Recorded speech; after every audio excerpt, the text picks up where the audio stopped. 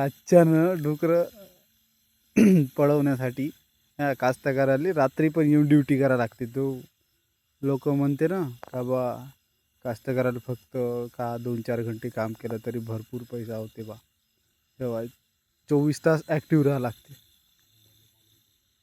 हां 24 तास ॲक्टिव्ह राहावं लागते असा, तेव्हा तो पांढरं सोनं घरी येते. मजाक नाही हे काम करणं.